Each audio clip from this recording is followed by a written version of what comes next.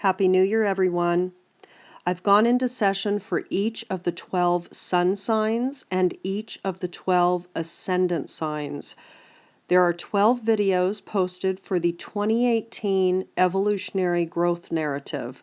What is the main theme for your growth and evolution over the coming year? It's going to be different for your sun than your ascendant because they represent different aspects of the soul's growth journey. In each video, it's themed by sign.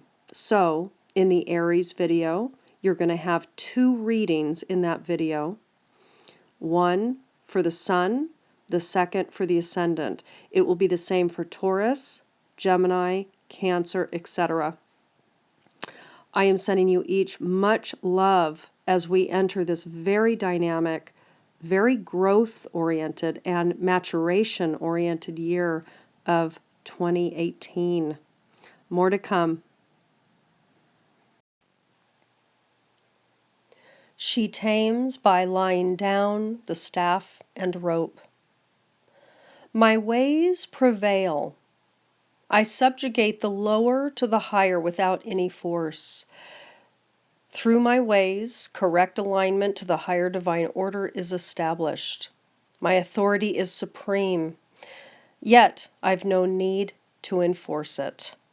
Devotion to me is absolute, yet I bestow freedom. I show you now the whispering way to tame great force. I initiate you into the way of strength without coercion, the way of attraction without demand. Follow me and learn the art of feminine power. That fear shall always succumb to love. There is something that you want to attain. A situation exists that you would like to change. It may be something in your way of thinking or being, or a habit of body or mind. It may be a pattern within your emotional world, or an actual physical situation or obstacle you wish to change. Perhaps you wish it transformed completely, or perhaps you simply want some of the rough edges smoothed. No matter whether it is a small or large change that is desired, you have been attempting to bring it about through exertion of your will. Now, there is a time and place for such approaches. The strength of human will should never be underestimated. Yet there is another way, a gentler and more peaceful way, that will evoke little resistance within you and help you attract what you want rather than have you carve it out of your own blood, sweat, and tears. This is a taming power, the magnetic lure of attraction that can tame even beyond the capacity of the will. This way of gentleness takes great strength of will, but it is will that redirects the pushing, striving mind, rather than the action of willpower that seeks to mold the physical world or control the people in your life, to have them act as you would wish. It is a way that attracts the devotion of others and draws to you the aid and support you need, yet you are not required to grasp for such generosity. So you are being initiated into the teachings of the taming way of feminine power. Whether you are man or woman, once you have tasted the way of masculine power, the way of force and effort, your soul will wish to experience its polarity, the way of magnetism and more effortless attraction. So then the teaching begins here. You must be willing to become empty in order to be filled. You must be willing to accept the very thing you wish to be transformed. You must be willing to become flexible in order to stay true on the path. You must be willing to become childlike in order to be wise. It is in embracing what is that empowers you to transform it. You can, of course, choose the other way, to pursue, push, and direct. However, you will find it an uphill battle all the way, and it will only get you so far. This way holds more finesse, attains a greater result, and will lead you further along your spiritual path as you learn that the opposites are only an appearance of reality, not reality itself. You cannot embrace and empower one side of a war without empowering the war itself.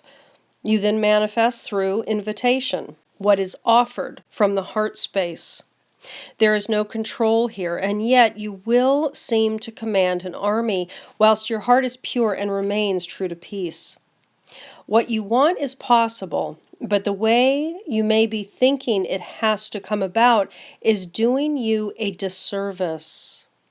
Striving will create friction where surrender and invitation through love will create affinity with the goal. Whether it is your own body, desires, or mind that you have been trying to tame, or the behavior of another in a relationship, it is time to make love your discipline. Punishment and judgment, criticism and control are not going to be of benefit here. The wild animal strikes out at force coming towards it. It is an instinct. To be at peace, to be open with love towards that animal, creates an invitation for connection. This invitation from a place of love rather than fear or need creates a magnetic, irresponsible pull of attraction. To allow for timing, to allow for choice, to allow for freedom, these approaches create respect and fertilize life. This oracle comes to you with guidance. If you have been pursuing a relationship or connection with another, don't be afraid to let there be space between you, to allow another to reach for you whilst you are open and inviting but not demanding. This is a way to intimacy. You may be scared if you allow this, certain people will no longer be in your life. You may well be correct in that assumption. However, there is no need to fear it.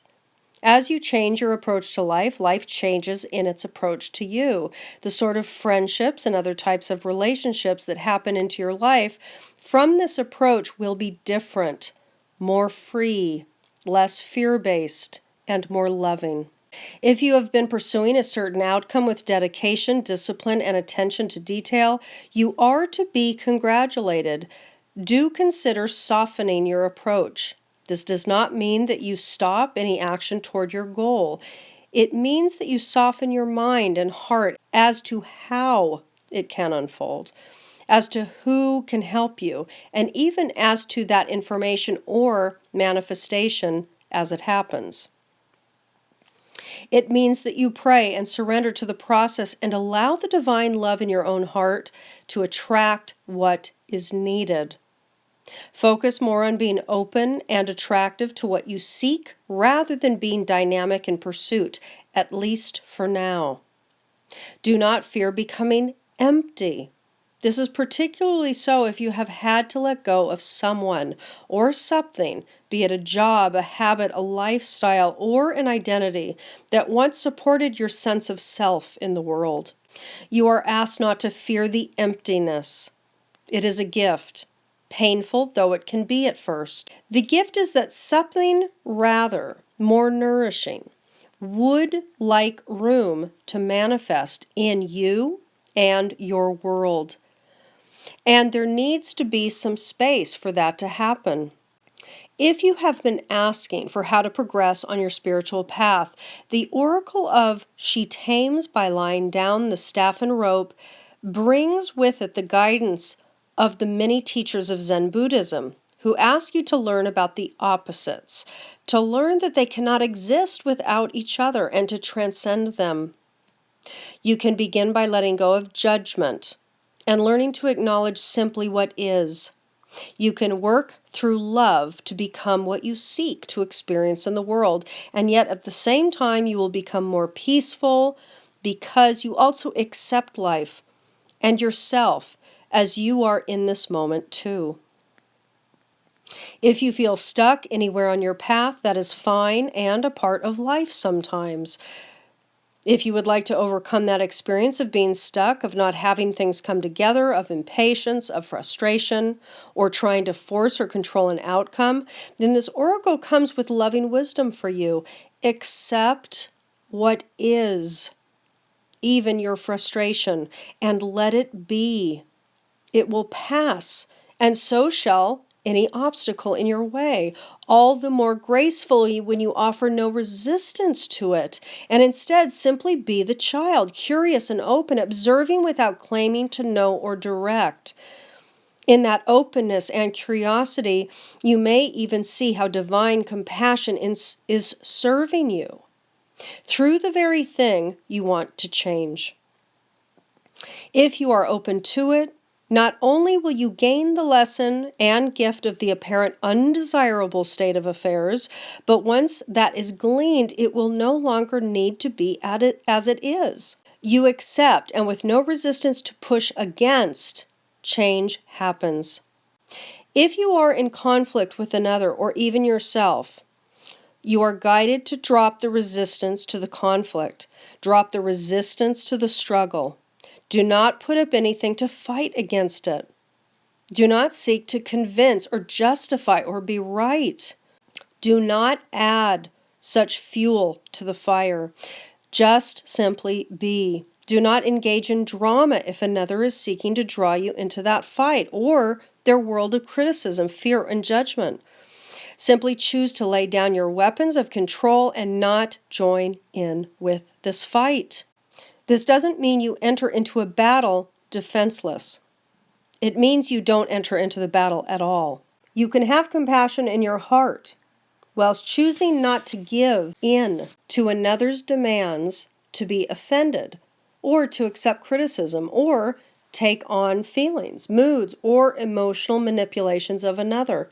When you no longer allow another to have power over you, you no longer need to attempt to control them in any way. You become free. Sisters of the Spring Swallow, good fortune granted. I understand that for life to flourish, there must be winter. How can life happen if there is not time enough for rest, for germination? There must be adequate preparation time for the energy within the seed to break open boldly, pushing roots down into the earth and the sprout up to the surface, breaking through the soil and reaching toward the sun. Yes, the wisdom of winter has its place, as does the wisdom of spring, that time when new life flourishes. It is not the full light of summer nor the harvest time of autumn, but it is an important phase of the life cycle, for without it, these two seasons could not happen either. Springtime is upon you now, beloved. It is a time for hope, new life, and fresh starts. What has been cut back is now going to spring forwards into life. Enjoy my gift of springtime in your soul. No matter what the physical season upon the earth, the soul too goes through its seasons. Spring in the soul heralds a time of new birth. New ideas, new inspirations, new energy to take action, new life, new connections, and new gifts abound. The appearance of the swallow in China is often referred to in poetry as a sign of imminent spring, a time of growth, abundance, and life, especially beloved after a long, hard winter. Your soul has been in a spiritual winter of sorts. It might have felt as though you have been in a deep and quiet place within, a hibernation perhaps, or a deluge of snow and rain where you were releasing pent-up emotions that might have left you cleansed but fatigued with the exertion required. During a winter, especially if it is deep, it may seem to the casual observer, and sometimes even to those who are more aware of the energy, as though nothing is taking place. Yet the coming of spring shows this to be untrue. When life bursts forth with a sudden rush of energy and enthusiasm, new opportunities begin to flow in. During a winter, especially if it is deep, it may seem to the casual observer, and sometimes even to those who are more aware of the energy, as though nothing is taking place. Yet the coming of the spring shows this to be untrue. When life bursts forth with a sudden rush of energy and enthusiasm, new opportunities begin to flow in. Much is happening, apparently all of the sudden. We can now understand that the life force within had not disappeared, but had been contracting and concentrating itself to be strong and ready for the opportunity of spring. This oracle brings a message. Whatever appears to have been dwindling, spinning its wheels, and not really going anywhere, is about to get an injection of life force. If you have been ill, struggling with an issue emotionally, physically, or mentally, you will recover. If your work has been slow, there will be a boost and flurry of unexpected sudden activity. If you have been losing energy and feeling drained, you will soon rise up, and with a surge of new life force. This is miraculous, but not inexplicable. It is natural. It is the life cycle of your soul growth. You are just entering the spring. You are also guided to remain open to opportunities and not try to prematurely limit your options or choices at this stage. Cast your net wide and see what you catch. There will be some connections, paths, and projects that can get you inspired, but don't have a long-term appeal. That is fine. Some flowers bloom early in the season and for a short time. Such experiences or connections will still offer you something of value, learning, and some skills, and possibly even a connection or two that will be of greater assistance later on in your life journey. In the time of spring, life force abounds and vitalities can be high. It is a time of natural selection, when the strongest life force-bearing creations begin to move toward the summer. During the time for your soul, you'll be contemplating different paths and possibilities, different identities, different jobs perhaps, different dreams and visions. You'll even be exploring different relationships and connections. The guidance is that good fortune will come from being open and detached, allowing the natural rise and fall of the life force to sort through the connections, dreams, and opportunities that are right for you and will therefore be preserved for a longer duration, and the ones that are not quite right, at least for the longer term, which shall therefore fall away.